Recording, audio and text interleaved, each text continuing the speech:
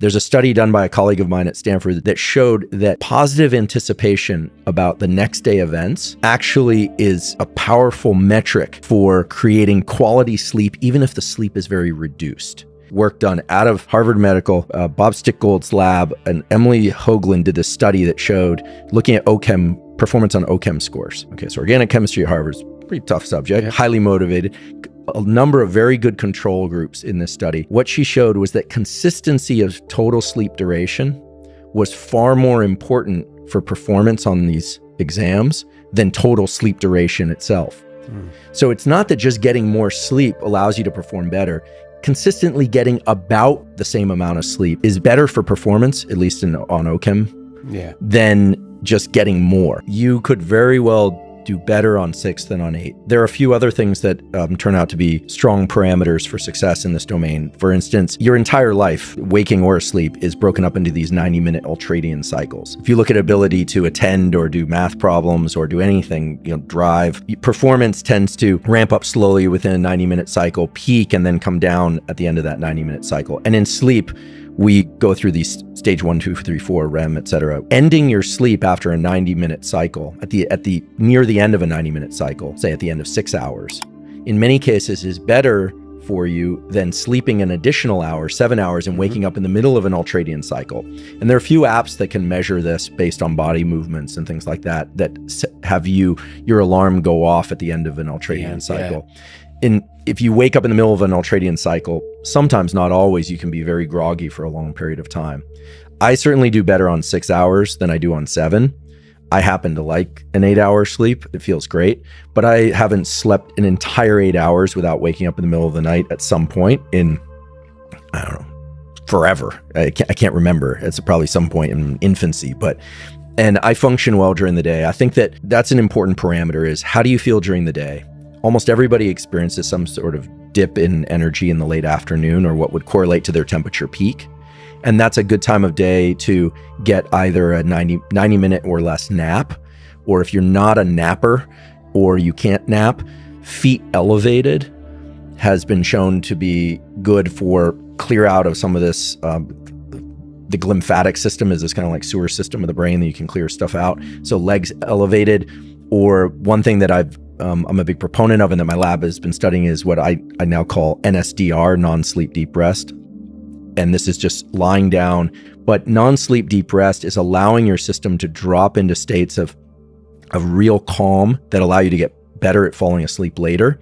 And they can be very restorative for cognitive and motor function. There's at least one study out of Denmark that shows that the basal ganglia, which is an area of the brain that's involved in motor planning and action, one of these 20-minute non-sleep deep rest protocols resets levels of neuromodulators like dopamine in the basal ganglia to the same levels that they were right after a long night's sleep. So I also respectfully or semi-respectfully disagree with the idea that you can't recover lost sleep. What does that mean? I mean, that there's no IRS for sleep. So what does it mean to be in debt for sleep? If you're falling asleep during the day and you're sleepy, like you're falling asleep, that's a good sign of insomnia. It means you're not sleeping enough at night. If you're fatigued during the day, but you're not falling asleep, so you're just exhausted, but you're not finding yourself falling asleep in meetings and in conversation, then chances are you're fatiguing your system through something else. I find that it's like magic that a short nap does as much good and often better than a longer one. For me, subjective. What would be a longer one? Longer than 90 minutes? No, like 90 minutes or a bit longer than 90 minutes, like 2 hours. Yeah, that's starting to drop you into REM sleep. And even if it's a tiny amount of REM sleep, people can come out of those naps kind of disoriented. Right. I mean, remember, in sleep, space and time are totally uncoupled. And so that's an odd state to re-enter the world in if you're not going to stay there for a while, like for a good night's sleep. I think a 20-minute nap is pretty fantastic. Would you say that's if you were to recommend to the general, it's very weird to recommend anything to the general populace because obviously it's very person specific, but what's a good one where you say to friends? Is 20 minutes? 20 or 30 minutes, because unless you're sleep deprived, you're going to stay out of REM sleep, rapid eye movement sleep. If you're sleep deprived, you'll drop right into it. If you've ever traveled and you're really jet lagged, you go to the hotel, you lay down for 1 second, all of a sudden you're just like, you're in a psychedelic dream, which can be pretty great too. But I think that 20, 30 minutes. And if you can't sleep, some people have trouble napping, then learning to relax the body as much as possible, like trying to remove all expression from your face, completely letting your body kind of float. If you're a talented author who is truly fed up with constant rejections from literary agents and their big publishers, then I say to you, welcome home.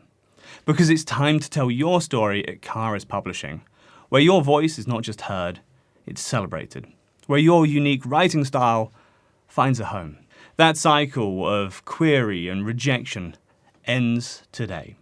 Karis Publishing provides a traditional book publishing platform for authors. Whether it's non-fiction, self-help, business memoirs, faith-based, health and wellness, or family-friendly fiction, we're here to turn your vision into reality. Our innovative publishing platform combines traditional book publishing benefits with the speed and efficiency of digital printing technology. Expect a rigorous acquisition process, professional editing, eye-catching cover design, and distribution through an established national distributor, all at no upfront cost to you, plus a competitive royalty rate paid out to authors.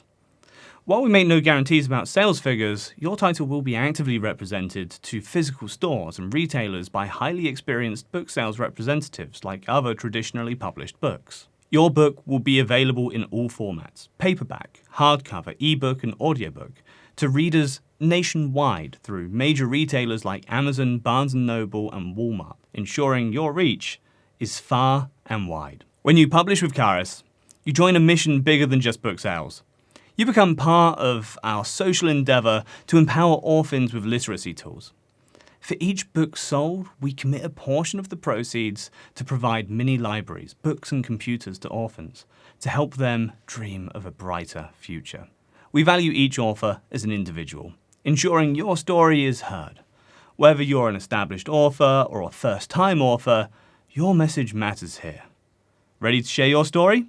Visit karispublishing.com and submit your query. We can't acquire all the titles submitted to us, but we commit to giving your manuscript a thorough and fair review. Tell your story at Karis Publishing, where your story becomes a legacy.